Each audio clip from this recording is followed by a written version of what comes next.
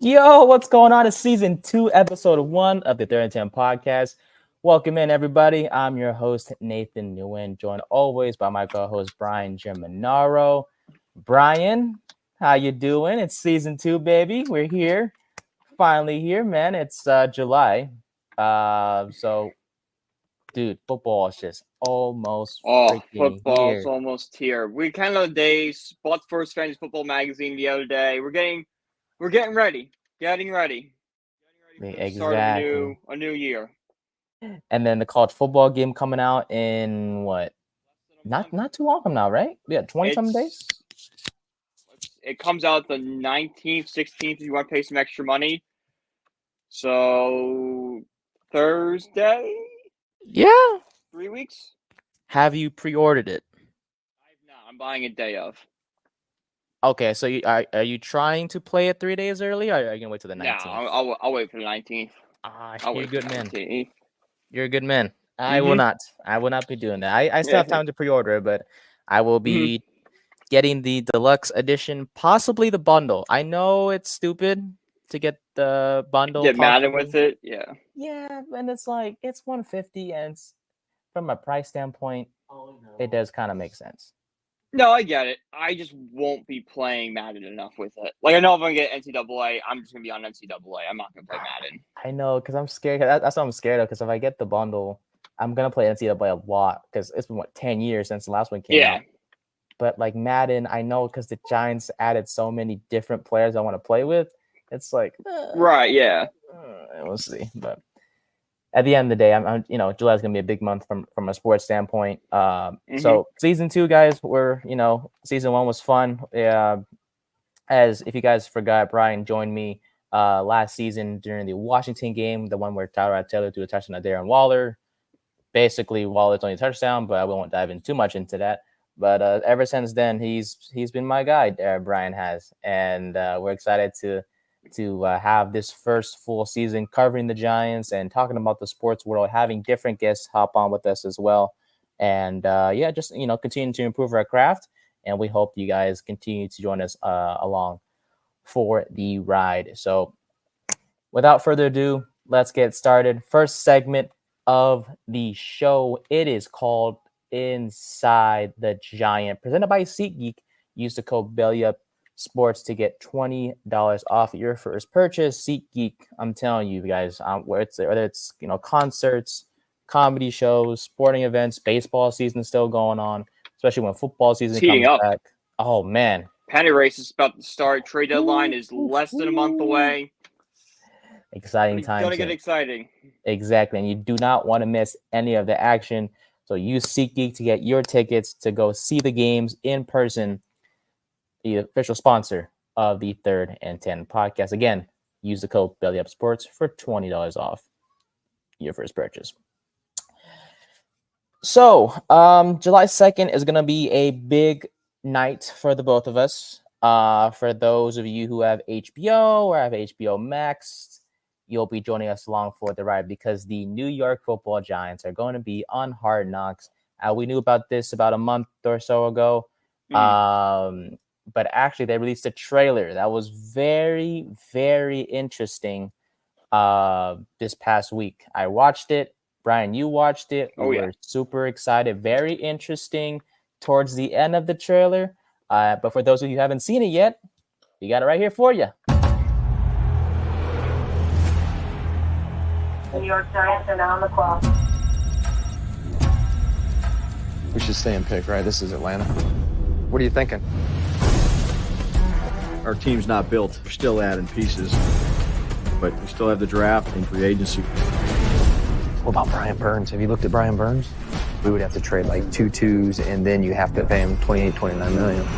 Breaking news. Brian Burns to the New York Giants. I'm a G-man. With the 6th pick, the New York Giants select Malik Neighbors. You ready to be a New York Giant? Yes, sir. Let's do it.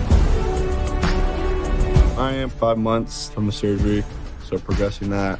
I've gotten hurt, but not like this. When you win here, it's unlike anywhere else. If you lose, they're going to be on your ass. It's New York, man. He's doing everything he can to get back on the field. Saquon, can you give me your word on that, or are you not going to give us a chance? My job is to do what's best for the franchise. Let's go. Ooh, that's some heat, baby. Oh my god, man. I'm telling you, Tuesday cannot come any freaking faster, dude. I'm so No, we excited. cannot. So shout out to the New York Giants YouTube channel for that trailer. First off, man, any takeaways from that? I mean, I'm sure there were some that kind of stood out to you based on that 1 minute trailer.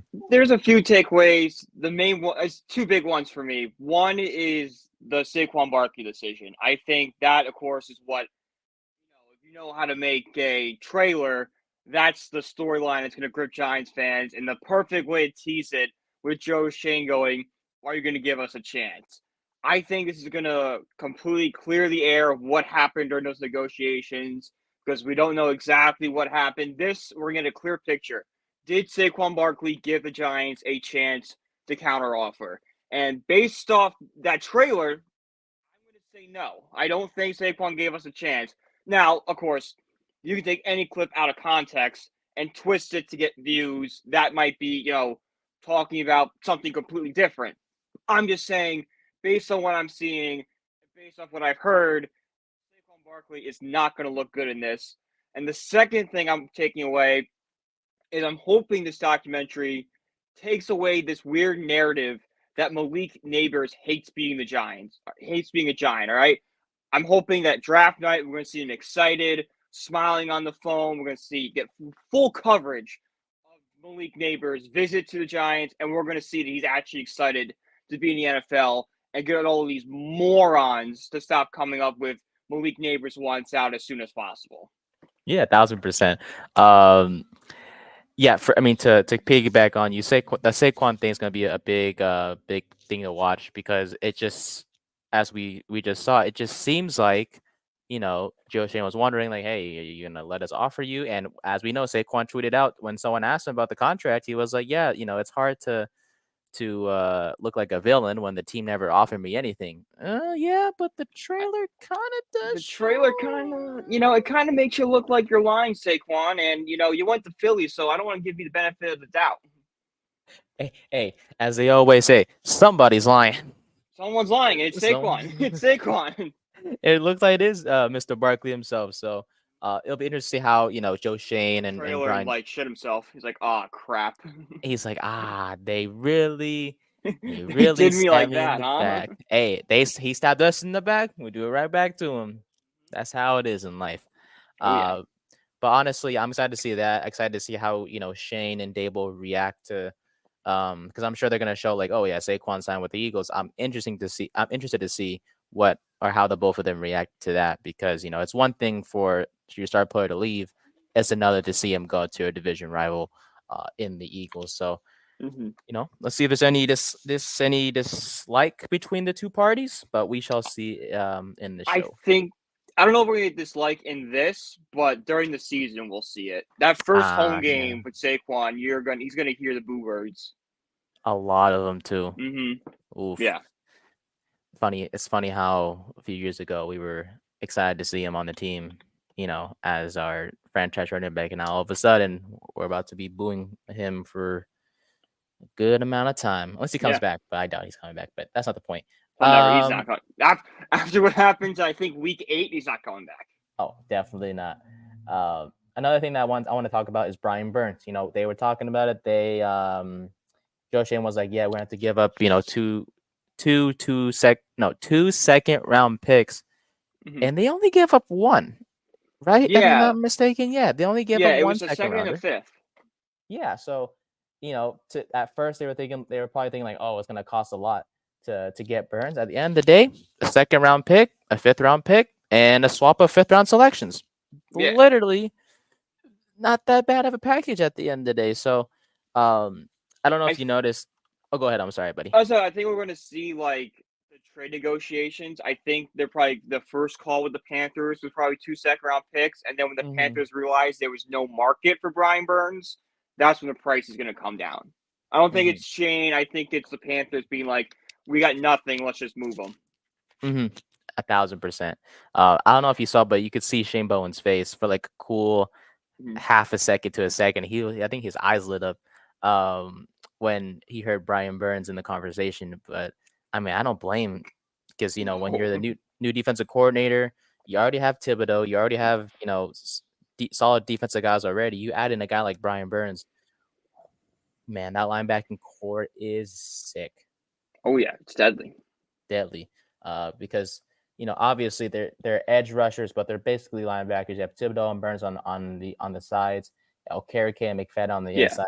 I do want to shout out Micah McFadden. That guy has been absolutely phenomenal because of his. He was drafted in the 5th round, and he showed out 6th, yeah, and he showed out. He was a lot better last year compared to the 2022 season and before that as well. So shout out to him. Because without him, we would have a major hole at linebacker. But because of him, he's kind of solidified that spot next to Okereke. It's safe to say, Okereke has made him better, and so on and so forth. Oh, yeah, no, it's safe to say that. But it just shows that, where you're drafted doesn't matter. It's your work ethic and how a team develops you. McFadden is just a long example of just because you're a late-round guy doesn't mean you're, nobody. Actually put in the effort, and you're going to find the field. Exactly. And then last thing, Daniel Jones was shown a few times during that trailer. One with Malik Neighbor. It seems like they're going to try to build chemistry. Oh, they're obviously trying to build chemistry with one another, but also we're going to get a look in depth of his injury recovery and how he's going through the process and all that stuff. So, for a guy that hasn't really talked much outside of post-game interviews, it would be nice to see him explain what he's going through and just see him talk, because it's rare to see him, outside of just regular interviews and stuff, to see him, talk about stuff and whatnot. Yeah, with Daniel Jones, it's either we see him like during the post-game press conference at his locker, or it's, Daniel Jones at some bar in Hoboken. That's the only time you hear about Daniel Jones in the media. It's one of the two. It's going to be nice to see him talk about like what he's going through with this injury. We're going to see a completely different side of Jones, because you heard it in the trailer. He goes, I've gone through injuries, nothing like this before. So this whole thing is a daunting task for him. And it's be really interesting to see not only how he physically comes back, but how he's able to mentally deal with this, ACL injury. Yes, sir. So July 2nd, that is going to be the first episode. I'm not sure. Is it going to be live on HBO, or is it going to be just on HBO Max after? I think it's just HBO Max. Yes. Hopefully at midnight. Because I'll be midnight for the East Coast. So it'll be 9 p.m. our time. HBO Hard Knocks Giants release. I hope it's midnight. It premieres on July 2nd. But what does that mean? Debuts at 9 p.m. on HBO, and will be available to stream on Max, with new episodes debuting on subsequent Tuesdays. So does it mean releasing at 9? At 9 p.m. on HBO. Yeah. So it's going to be on TV. But it also could be 9 p.m. on HBO Max, because House of Dragons on Sunday releases at 9 on HBO and on Max. You do both. Oh, okay. Bet. Yeah, so it could be 9 on HBO, simulcast on Max. Oh, so for the rich people who have HBO, the channel, they can watch it at 9. But for those like us on a budget who have HBO Max, don't worry, you're still good. Yeah, I mean that's what they do with House of Dragons. I don't know if Hard Knocks for me it's higher because it's the Giants and football and stuff. But like the whole culture thing is HBO. It's Hard Knocks on same level as Dragons. I don't know. I can't tell you that. I like both of them. More people should like both. They're both great. I still have not given it a chance yet, but one of these days I will surprise you. Give it a chance before football season. It's a show you got to lock in for. Oh, when you say lock in, that's when you know. I'm glad it's happening now, so it's going to be done by the time football comes. So once it's over, I can get right. I can do that and the Mets pennant chase at the same time. I can't do that, a Mets pennant chase and a Giants football season at the same time. And Notre Dame football season. Oh my God. So we'll get to Notre Dame in just a second. But yeah, I mean, just so much to juggle, overall, especially when we get past July into August, that's when things really heat up and everything. Baseball is heading down the stretch during that time. Preseason football is happening as well. Yeah, it's starting. You get preseason games. You're kind of seeing the roster. You get an idea of like, all right, this guy's going to get cut. This guy we'll never see again, which is kind of wrong because I remember I remember somebody tweeted out during the final preseason game last year, "Goodbye, Tommy DeVito. See you next preseason." And little did any of us know what was coming for Tommy DeVito and Giants fans. Did you see the picture of his agent with the Pope? Yeah, I tweeted had out, I'm like, questions. imagine explaining this to somebody before last season. Like, imagine, like, take a time machine back 1 year, so show someone that picture and be like, "This is Tommy DeVito's agent with the Pope. You'll love this picture in a year." Back then we'd probably be like, why is he even there? But hey, Like, what is going on? how What the is world works. I'm telling you, man. It's just, it seemed like yesterday, honestly, that the season was ending from the Super Bowl, and now here we are. We're almost, time's gonna go by fast, and like before we know it, preseason. It always does. I know. Thank God, though. Seriously, Yeah. Basketball's over. Thank God. Your boy well, LeBron opted out. We'll get to that later on in the show. I mean, I he's hope coming back. They got Brownie. He's coming back. but he better come back for the right reasons, and I Oh no, promise he's coming you, back. He's coming back for Brownie. That's why he's coming back. from a financial standpoint, though, he better like take a little pay cut, because I'll explain myself.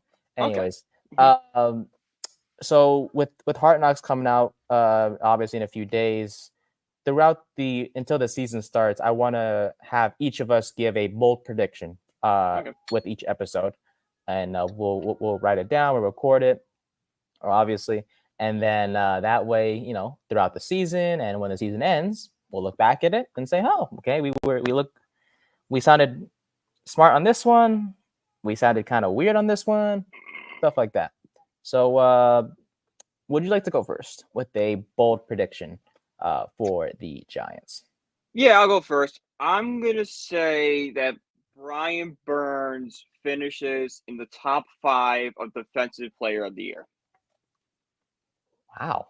Yeah. You want bold? There you go. Saul wants to cook. Jeez. Mm-hmm. Okay. According to Giants Wire, Brian Burns he has a good chance to do it. Yeah. I mean, he's never been an All-Pro, but that's going to change. Right, exactly. He's in New York. He's in a new system. He's got some help around him with Kayvon. Zio Jolari's going to be a backup, but he'll slide in, help him out. Got Dexter Lawrence at nose. Okereke, McFadden. Like, there's a lot to guard in that Giants front seven. Brian Burns is going to be able, and he's going to be, of course, the main guy everyone's going after. But I think, at the very least, he was going to help the Giants get those sack numbers way up. That's the one, especially for a fantasy standpoint, one of the big questions of the Giants defense is how can they get their points up? And, easy comes from sacks. Mm-hmm. Brian Burns' presence there is going to make that pass rush like we saw in 07 and 11. Okay.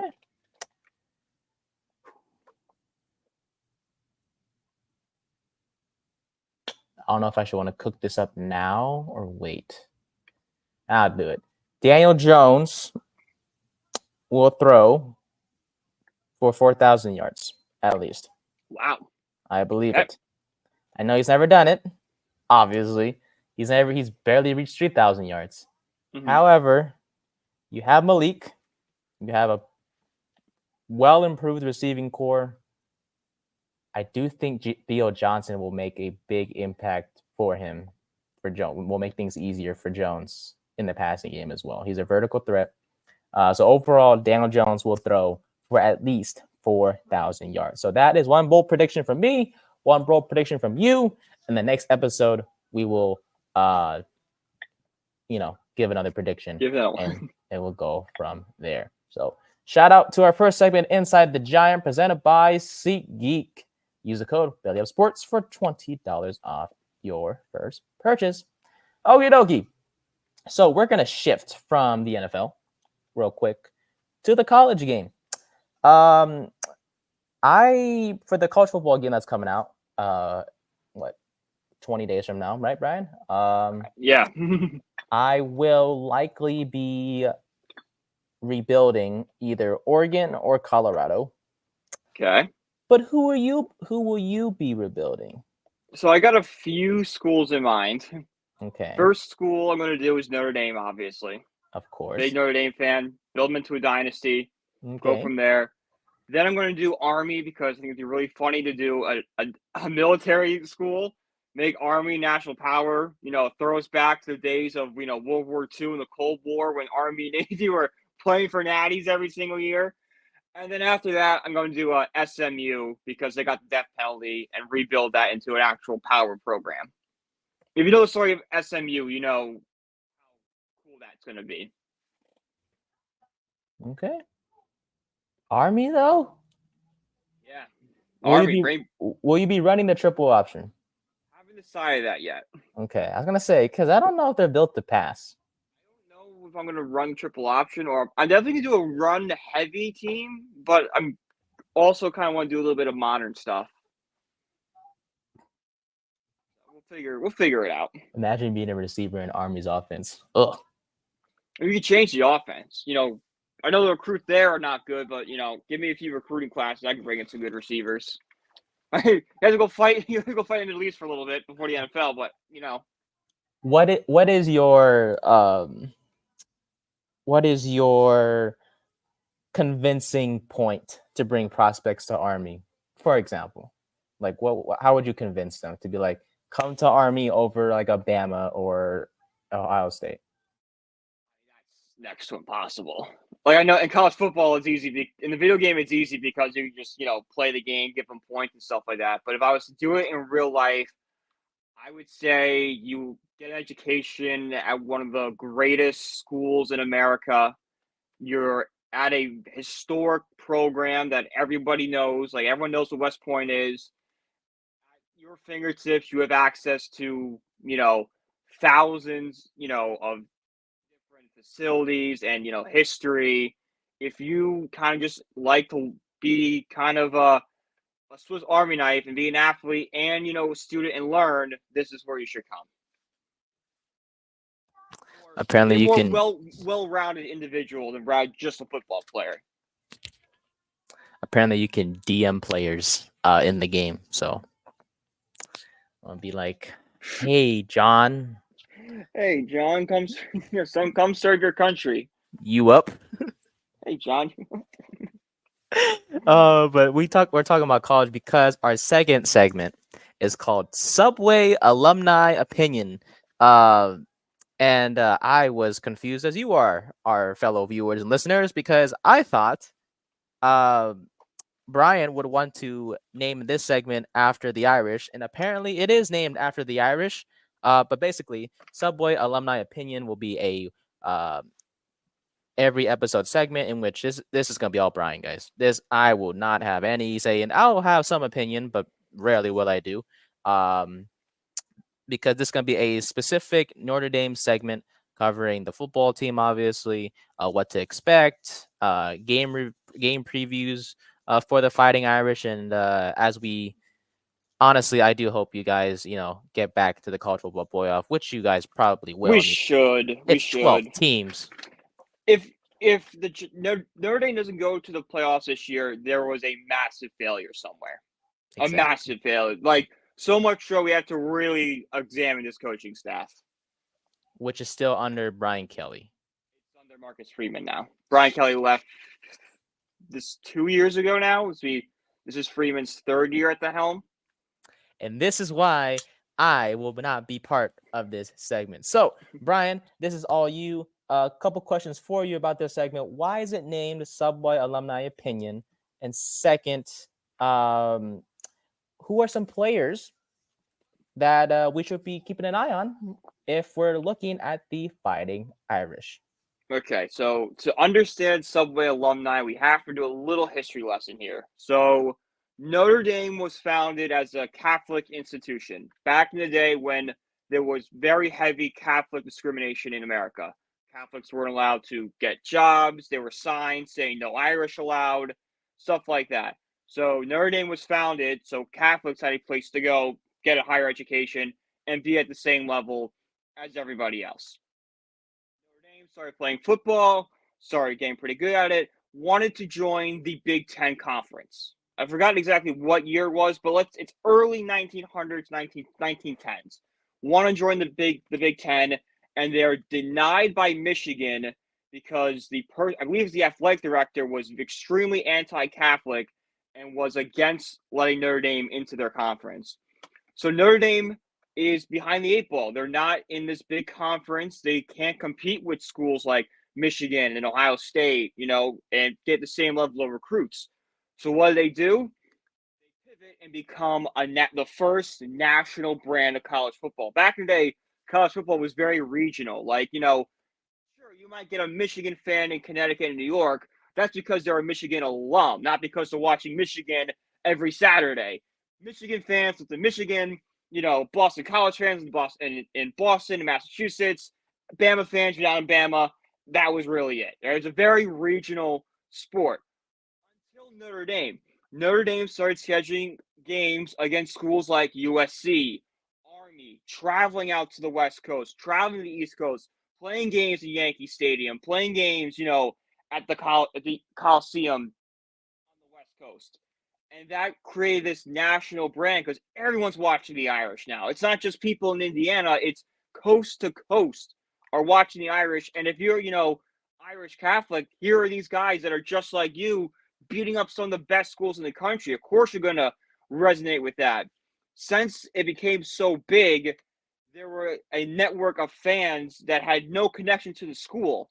So that those fans gave themselves the name Subway alumni. So basically, if you're a Subway alumni, you're a fan of Notre Dame who never went to the university or has no connection to the university whatsoever, which is like me. I grew up watching Notre Dame football because it was on NBC at 3:00. Okay. All right. I like it. Well, I guess you can consider me, part of the Subway alumni. Mm-hmm. So, hey, heck of a backstory. Boy. Very, very, very interesting. That's why Notre Dame is still independent, because it's, all right, you didn't want us, we're going to do it our way. But they should, honestly, I feel like they should be in a conference, though. But it is nice to be independent. I don't. It's our history. It's what makes Notre Dame so unique. If we join a conference, we're no different than any other school. Okay. So you never want them in a conference ever? No. If the only way I want Notre Dame to join a conference is if the path to a championship is taken away. Say you can't make the playoffs unless you're in a conference. At that point, okay, we have to join a conference now because winning is so much more important than our independence. That is true. And you guys have a chance to do it this year with the 12-team playoff. And yeah, we'll go from there. So obviously, eventually down the line, at some point in July, we'll cover the schedule for Notre Dame and, break down each game and predictions and stuff like that. But just to start this new segment of yours, Brian, who are some players, man, that we should be looking out for on the Irish? So the first one, it's probably the most obvious. It's Riley Leonard, the starting quarterback, the Duke transfer. Started at Duke last year. If you remember when Notre Dame played Duke, it was a very back-and-forth game, 14-14. Notre Dame won off an Andre Estime walk-off touchdown with 35 seconds left in the game. But in that game, Riley Leonard was the quarterback of Duke and got hurt during the game. And after the game was over, Notre Dame starting quarterback Sam Hartman waited outside the blue tent to see if Riley Leonard was okay. And at that moment, there was this idea that Leonard might start leading Notre Dame. And then as soon as he had the transfer portal, it was a foregone conclusion he was coming over here. But Leonard, he's got some injury issues right now. Didn't participate in the spring game. Didn't participate in spring practice.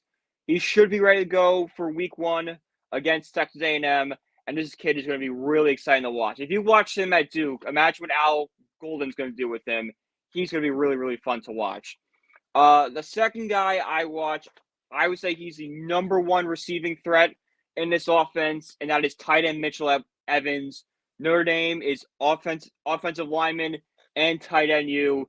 Mitchell Evans is the perfect guy to continue that legacy of Notre Dame excellence. And finally, on defense, the guy you got to watch out for is Howard Cross III. Graduate student, has played Notre Dame 5 years now. He is a disruptor on the line. He's not as good as Dexter Lawrence, but he's like Dexter Lawrence where he just crashes that line and messes up run games and makes quarterbacks afraid. So those would be the three main guys I would watch in this Notre Dame season. Okay. All right. I like it. Yeah, I've seen Leonard a few times play for Duke. You mentioned the Notre Dame game. I was actually cleaning my room that day, and I put the game on. Very, very close game for sure. And you mentioned Audric Estin with the walk-off touchdown run. But definitely a good moment at the end when Hartman went to check on Mr. Leonard. And ironically enough, he's on the Irish now, so that'll be fun to watch. Mitchell Evans, a big improvement from 2022 to 2023. 29 catches in last season for 422 yards and a touchdown, compared to just 3 catches in 2022. So, and with the receiving core that had a lot of people transfer out and had a lot of changeover, having a established guy who was a starter last year coming back is going to help a lot. Exactly. Yeah. I mean, I'm just looking at statistically, he's bound to make a jump for sure. 1,000%. And you mentioned Howard Cross. Isn't he the son of he's the son of somebody? He might Howard Cross II. There you go. Yes. Wow. Who would have known? I'm just kidding. Who would have guessed? Oh no. Had 2 sacks last season, 66 total tackles for Mr. Cross himself. Howard Cross was a New York Giant. What if we did? What if we we don't need him, huh? He played tight end. He went to Alabama, drafted in 1989, played till 2001. Would the Giants need him? What? Would the Giants need him if we could? Would we draft him? Probably not, because he plays nose tackle. Oh, never mind. Because I thought it's his dad, or I don't think it's his dad. It's Howard. It's his dad. Dang. Well, Cross's dad is the third in all-time games played for the Giants. He's only behind Strahan and Eli. Okay. Well, he's gonna be a good player for somebody, just not us. No. Unless we're in a 4-3 defense. But I digress. All right then. Well, great start, Brian, to the Subway Alumni Opinion. We're excited to see what you have in store for us the rest of the season, man. Hopefully we'll get a lot more insight from you on the team. And we'll go from there. We'll break down the schedule one of these episodes as well. So shout out to you, my guy. Thank you very much for that. As we shift towards our third segment, so we're going to go back to the NFL, but nothing Giants related in this segment. We're going to call it the carousel. Basically, we'll look at the other 31 teams, any headlines surrounding those teams and stuff like that.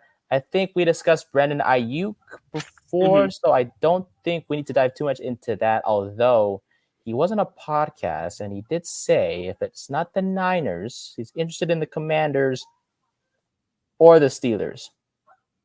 Steelers are interesting.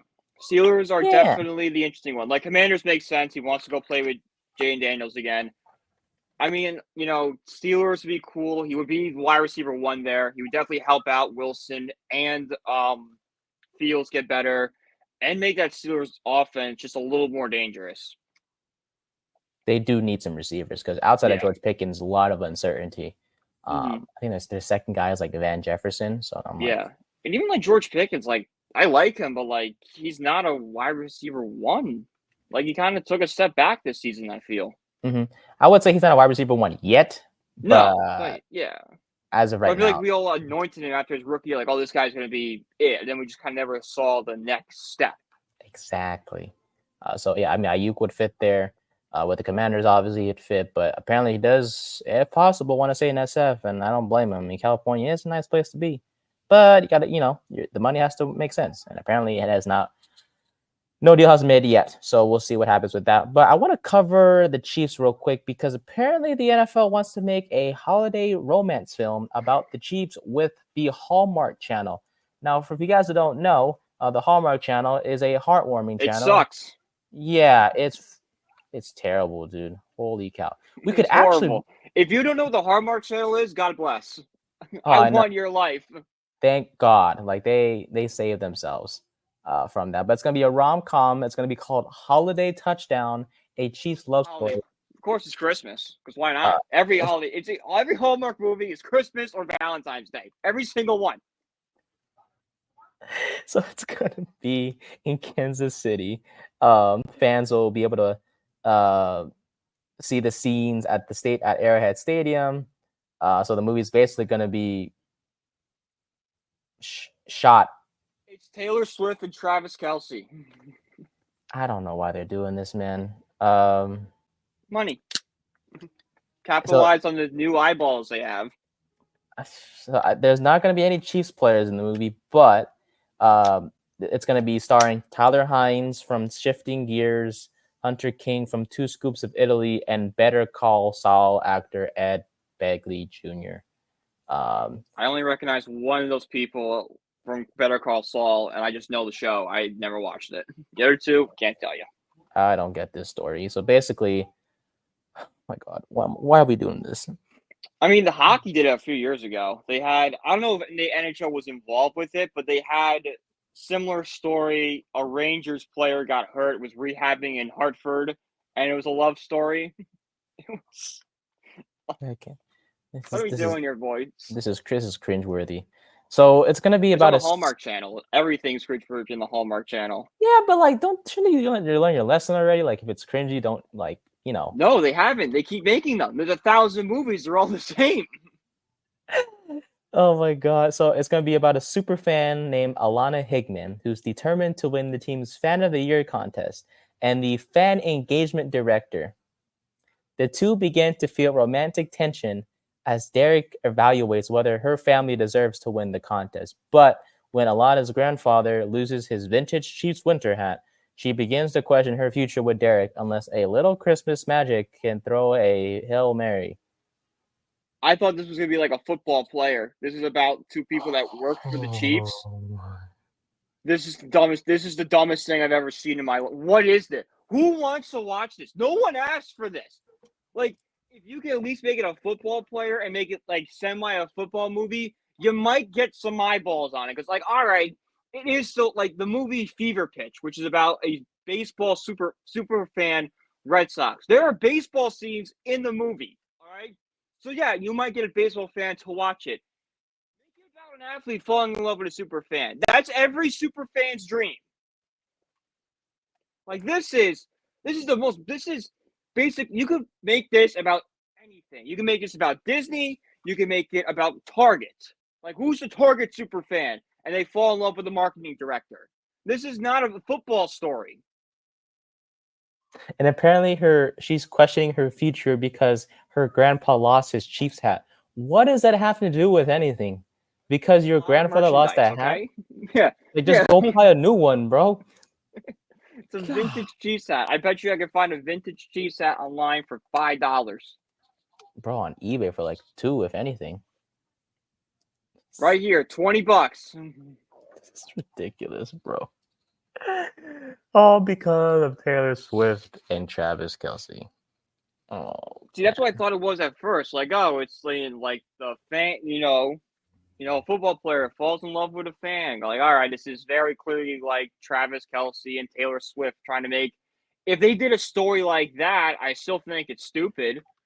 But like, at least I can understand why they would make a movie like that because all the Swifties would watch it and it would make money.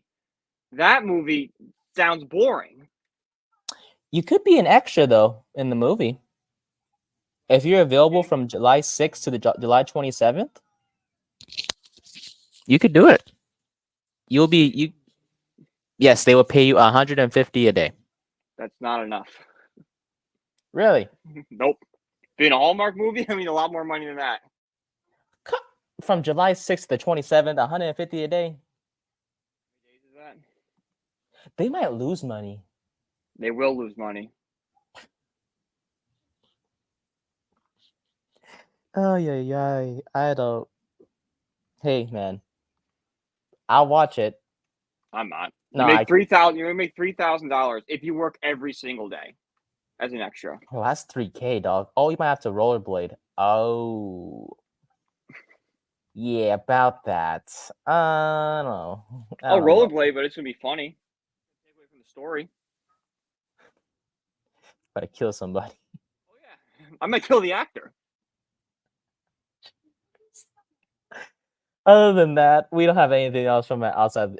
Anything else not Giants related. That's worth noting. Oh yeah, Jamarcus Russell apparently got fired from his high school coaching job because he took $74,000 from the school. That was a donation. Did he do anything right? Like, first we had the rumor that he didn't watch tape on DVD, and now we got this. And he showed the Razor camp too fat. Like, what are we doing here, Jamarcus? Just show you care a little bit. A #1 overall bust, doesn't watch film, didn't last long. Now he's stealing money because he's back broke. Apparently. Like, bro, how are you broke? You can't 75,000. You gotta steal that? Come on, man. Do better. Come Really? on, Yeah, do better. Come on, Jamarcus Russell. Come on, Jamarcus. Alrighty. Make a movie about that on Hallmark Channel, and more people will watch it. I would watch that one. That I would watch. Mm-hmm. I would be his agent. About a woman falling in love with a football player, but he can never get out of his own way. Dating a #1 overall bust. He sucks. Oh my god. You gotta decide to this. Did you want to stay with him, or is his actions too much? Do you really love him, or do you not? Find out next. Find out next time. Last segment of the day. It's gonna be called Outside the Lines, featuring my favorite TV character, Stewie from Family Guy, and Charlie from Always Sunny. Thank you very much. Explain that, please. Because I know you don't like Philadelphia, but you like the show It's Always Sunny in Philadelphia. Yeah, so Always Sunny in Philadelphia, you could put that show in any single city and it would work. They just happen to put it in Philly. It's just a very ironic thing. It's Always Sunny in California. Yeah, Always Sunny California, Always Sunny New York. It's about 5 people who own a bar. And they do get-rich-quick schemes, and they're all morons. All right, then we'll get to TV shows in a bit anyways. So the Florida Panthers. The only thing I know about hockey is the San Jose Sharks are terrible. They had the #1 overall pick yesterday. They drafted a stud. Yeah. Who was born in 2006. I don't care, man. It's like they're still gonna be bad anyways. Oh, definitely. But dude's 18. Oh, okay, we got time. We got time. But Florida Panthers won the Stanley Cup. You're the hockey guy out of the two of us. So I mean, the Oilers were about to come back from 3-0. Yeah, Oilers wasted all of our time giving us, 04 Red Sox vibes that they're gonna, come back down 3-0 and magically come back, and then their best player, Connor McDavid, does nothing in Game 7 or Game 6 for that matter. He put up a stinker, right? McDavid did. Really? He only had 2 shots in the final 2 games. Which, he had an amazing postseason. But when your best player does nothing, you're not gonna win. And there was a few shots, especially in Game 7, where Sergei Bobrovsky just went God mode and stopped everything in his track. And then he has one moment late in the third period where Zach Hyman had a wide open net and just completely whiffed on the puck. Here's bad luck. Florida came out in Game 7, went back to what they know how to do. Tough, gritty physical play, great on the forecheck, and just locked down the Oilers play. Okay. I think it's just funny how a state that's not known for ice or hockey or cold places in general. Yeah. I think it's more funny that Canada hasn't won a Stanley Cup since 1993. Hockey's Canada's sport. Hockey's Canada's sport. Then why have you won it in 31 years? Yeah. Watch, the Olympics are still gonna stink it up. USA. Yeah, shout out to the Florida Panthers, man. Great job. Yeah, sure. Sharks 2025 champions. I'm just playing. Let's see what. The New York Mets, huh? I think they're not doing too bad from a record standpoint, right? They are 40-39 now. They are over 500, but they are 16-7 in the month of June or something like that. They've won since Grimace has thrown out the first pitch. They are 12-2. Completely crapped all over the Yankees on Tuesday and Wednesday. In the building on Wednesday night when they beat them 12-2. Greatest Met game I've ever been at. I mean, this Mets team, for someone who on this very show claimed they were dead and said they should stop playing baseball, I'm willing to eat crow. I was dead wrong. This team, when Lindor went to the leadoff spot, this team did a complete 180. This is now the most exciting team in all of Major League Baseball to watch. I mean, I don't know what to say. I mean, Jeff McNeil hit a homer. That's when you know. I was there last night, and they won 7-2. Man, he homered. Alonso homered. You beat the Astros. You can't get anything better than that, man. And you guys are 4 games back of the Braves for the. You can't get better than that. Okay, You can have your backup middle infielder do a concert at second base after the game. What is that about, man? It's our boy. Jose Iglesias is also a musician, an artist in his spare time, and released his song OMG, which is #1 in the Latin charts on Apple Music, and I believe number 20 in all of the US. So it's the Mets fans' new song, and Mets love it.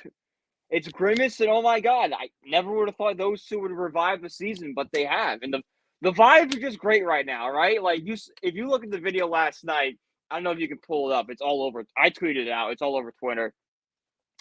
It's crazy. He's out there singing, and the entire team runs out and joins him. Like, this team is just on a complete different level right now. It's a completely different team than what it was in May.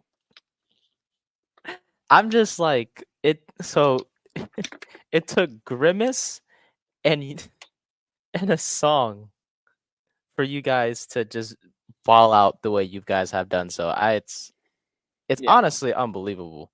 I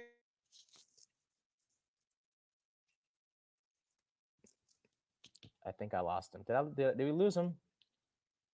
All right, we lost him. Nope, he's back. Nope. I don't see you, buddy. All right, Brian will be back in just a bit. But you know, it's I'm just surprised how little it takes for a team to get back to being good. Obviously, the Mets have struggled a lot this season, obviously, and the Philadelphia Phillies have dominated the NL East, and Braves have dealt with injuries. But the Mets aren't that far away. And it's like to the point where all it took was just a character from McDonald's, and there it is. There it is. Yeah. Let me play this.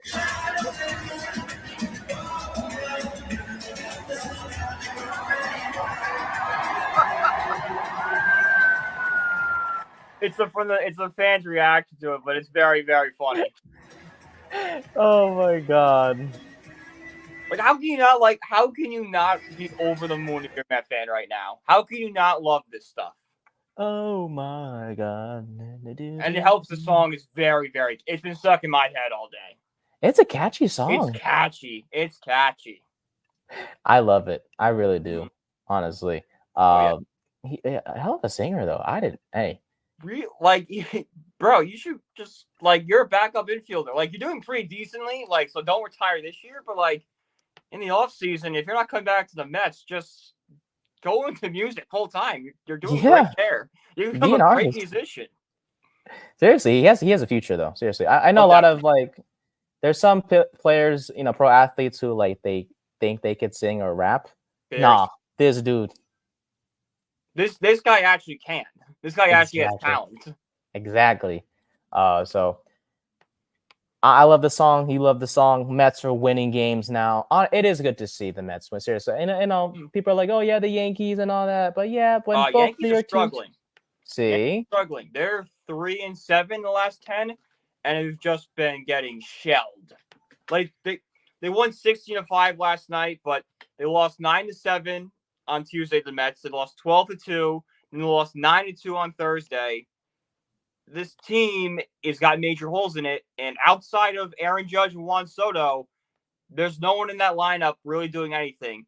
It's the same problem the Yankees have had for years. They're too reliant on Judge, and now in this case, too reliant on Judge and Soto. They do not have a balanced lineup. All right, it's if those two go cold, it's over. exactly. Well, one man's trash is another man's treasure, and the Yankees and the Mets are a great example of that. And honestly, good to see. Seriously, you're my guy, and honestly, I want to see both of our teams win. The Phillies are doing so, and the Mets are doing so as well. So you know what? At the end of the day, and you know what? We can both agree: screw the Braves. Exactly. Screw the Braves. Braves suck. Well, we have injuries. I don't give a care. I really don't care. You weren't doing great before the injuries. Exactly. You were healthy last season, and the Phillies still beat you. What difference does it make? Spencer Strider, who? No one cares. Yeah. But yeah. So last thing I want to mention for the outside the line segment. We'll start doing this often as well. Top 5 lists and stuff like that. Today's topic is top 5. You want to do movies or TV shows? Let's do TV shows. That's what I have on top of my head right now. Movies that I'd let you sit and think. Yeah, I need some time for that one. Mm-hmm. All right. Movies next week or next episode. You got it. Top 5 TV shows. You go first, buddy. What are your top 5? We'll go from 5 to 1. 5 to 1? Yeah. Okay. Number 5 is Parks and Recreation. Okay. Very good. Love the show. Ron Swanson might be my favorite TV character of all time. Okay. Number 4 is The League, which is a show used to be on FX, used to be Always Sunny's companion. It's about guys in a fantasy football league, and it's just a really dumb show to turn your mind off and watch. It's a great time.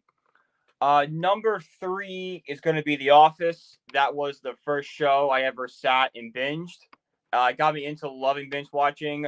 I was a freshman in high school. Like that summer at 10, the Mets were at 10 o'clock, and then The Office was on until 2 in the morning. And I was just every night. It was 10 to 2 watching The Office. So it brings back very good memories of that summer. Number 2 is The Sopranos. Getting away from comedy a little bit, getting a little serious. Sopranos. Always been interested in the mob. Very cool. Tony Soprano might be one of my favorite characters of all time. And then, of course, we'll finish it off. Number 1, It's Always Sunny in Philadelphia. There you go. Mm-hmm. Definitely need to watch The Office. I told myself I was going to, but it's a lot of episodes, and I'm just like, can I commit to it? I don't know. Well, it is, but it's one of those shows that like everybody our age has watched. So like, It's just such a neat, like, oh, you watched The Office? Oh, cool. It's just kind of like a neat thing like that. Fair enough. Mm-hmm. Okay. For me, I got a few solid ones. One of them from Netflix. So number 5, I have Jane the Virgin. It's a Netflix show, a lot of episodes. So if you're going to commit, good luck to you. Each episode is like an hour or something long, depending. But it's a good show about a woman who got pregnant on accident. And it's just a whole... Yeah. It's just, guys, trust me, especially guys in general. I know we don't watch this stuff, but give it a shot, I promise. Number 4 is Everybody Hates Chris. Love that show. A bit older for sure, but light comedy. It's Chris Rock, right? Chris Rock show. Terry Rock. Crews is in it. Terry Crews, Tyler James Williams, that's his name, yeah. Yeah. Just overall a great show about how just say a regular African American family just goes through life, especially the son, obviously around Chris. Mm-hmm. And yeah, his sister is a bit of a stubborn character. Viewers might hate her to an extent, but hey, that's just the show. That's just my opinion. Number 3 is going to be Friends. Honestly, I'm a light comedy type of guy. I love shows that they're funny, but they don't go overboard, or they're not you know bad funny. It's just light. Yeah, it's Sometimes family friendly humor. exactly Like sure, like Friends like has moments where it's a little more adulty, but it's not like there's not a crazy. scene like in Always Sunny in Philadelphia where people are having sex underneath a bridge. Exactly. Oh, That's a real scene. okay. They're Well, under I the know. boardwalk. It's hilarious. I Part of me wants to find out about it. Part of me does not. We'll see what happens. I'll keep you updated. But yeah, Friends. I mean, what 10+ seasons? Unfortunately, one of the actors. Wow. Chandler, yeah. Chandler. I can't think of the name. Holy Not Matthew cow! Perry. Yes, Matthew Perry. Yeah. Yeah. Very sad. Unfortunately, it Finally, was. finally turned his life around too. I don't know where to. It was just Yeah, like a lot of drug problems and everything. Always loved Jennifer Aniston. Never had the courage to ask her out. Very sad stuff to read. man, that one hit. Yeah.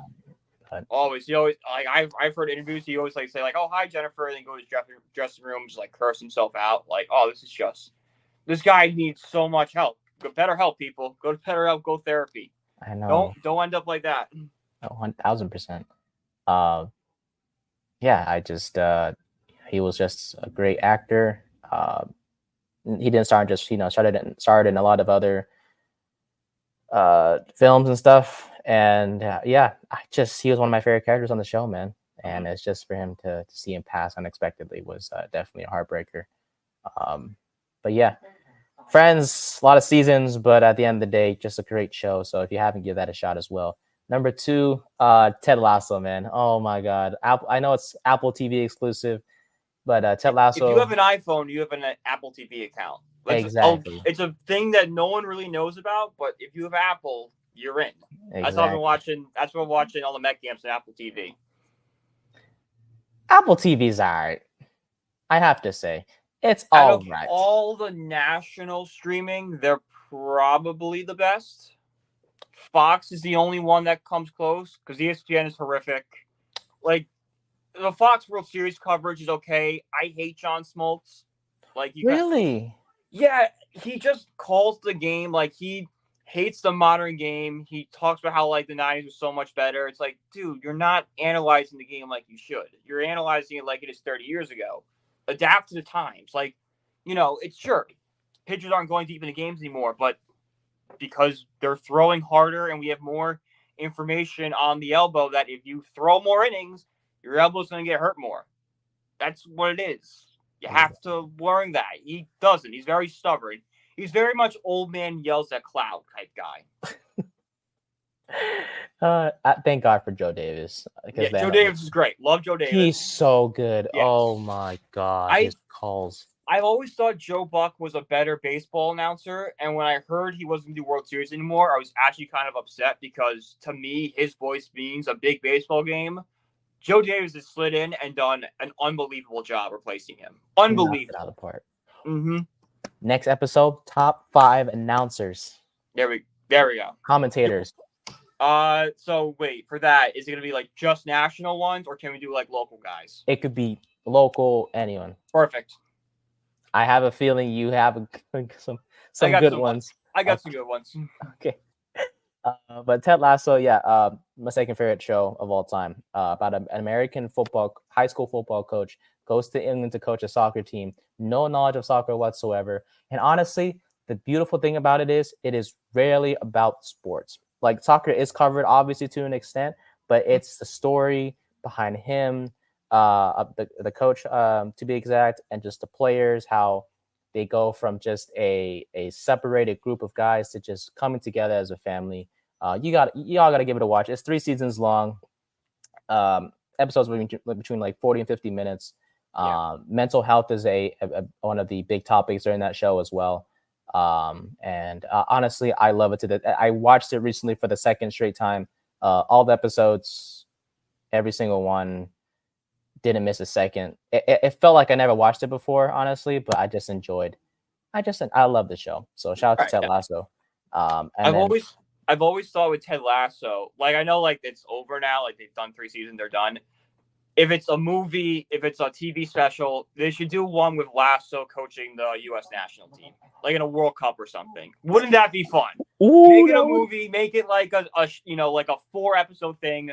That I think would be a really, really cool kind of way to end the character. Yeah, that would be heat. Because he kind of left off just going home.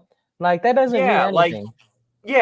Sure, that's fine and everything, but like, let's do like, all right, he, reaches the top. Like, obviously, is Ted Lasso going to coach Team USA to a World Cup victory? Probably not, but you could get good, funny things out of a World Cup style event. Doesn't have to be the World Cup. Just make it like, a Champions League type thing with, the soccer team he coaches. Do some kind of international tournament. I think it'd be funny, and also kind of plays off that soccer, the different element of soccer that Americans aren't really used to, because we don't like hockey's the only really international sport Americans like gravitate towards. Like, basketball is international, but it's dominated by the US. Football, it's only us in Canada. Baseball is becoming more national, but like more international, but like it's still a very big American game. You got like Japan and South Korea and the Caribbeans, but like Europe, it's not really out there. Soccer being that global game, having a international season would just make things a little different.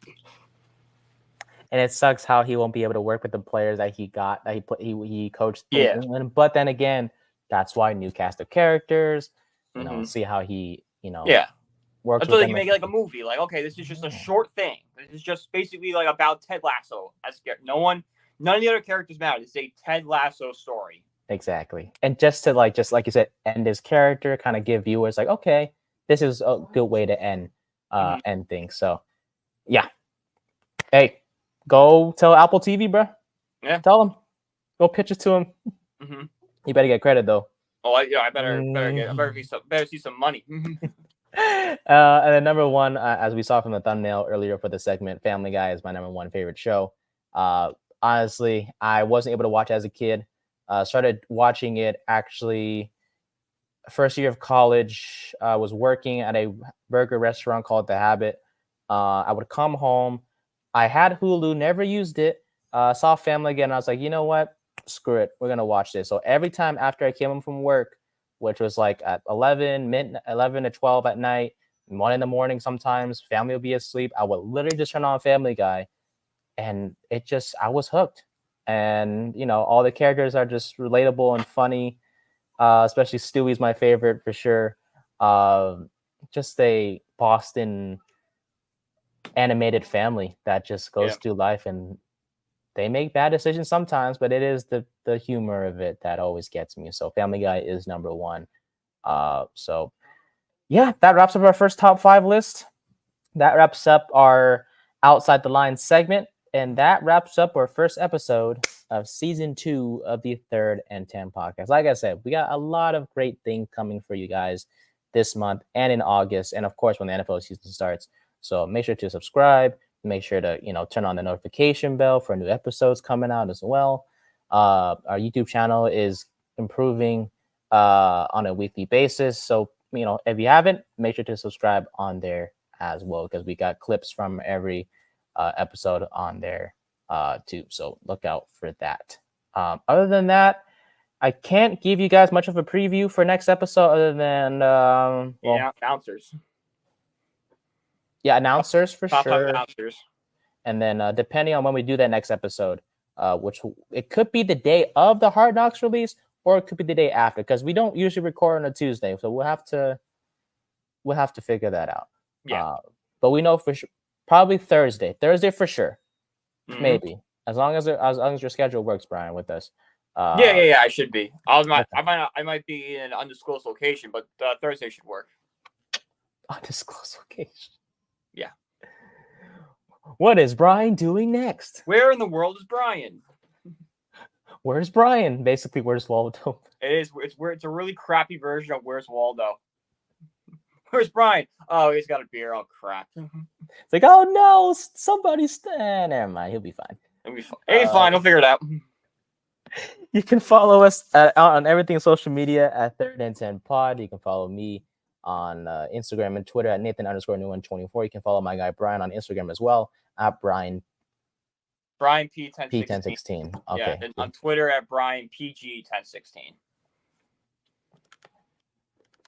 Which one did you make first, Twitter or Instagram? Instagram. So you're telling me you couldn't use Brian P1016 because some other dude took it from you? That's actually ridiculous. Well, it's more of I just did Brian P1016 as my Instagram thing because I just did it quickly. And when I changed the Twitter handle, I had already been going. My thing had changed to Brian PG, so I was like, all right, I'm not changing it on Instagram. I'll just use the same on Twitter. Oh, okay. I was gonna say someone better not take your username from you. I'm like, dang. No. Someone famous out there taking your username and stuff like that, man. Yeah, no. No. All righty. But thank you guys for watching. Thank you for listening. We'll see you guys next week, baby. 3rd and 10 podcast. So we are back, season 2. We'll see you guys in the next.